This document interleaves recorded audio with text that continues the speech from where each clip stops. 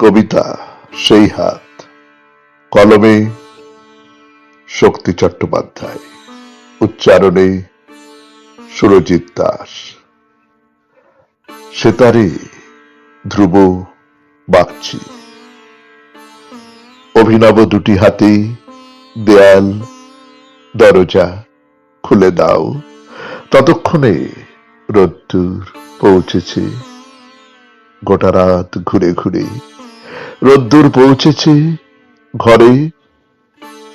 কিছুটা নড়বড়ে ছিল ঘর, এক কোণে পাথর তেমন সন্তুষ্ট নয়, দখল দখল শব্দ করে।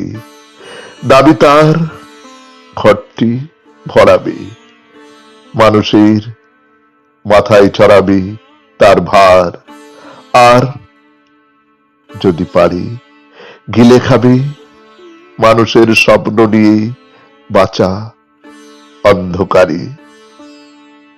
তা কি হয়?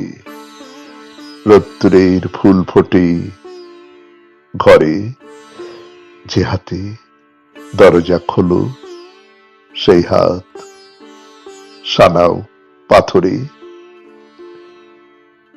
নমস্কার।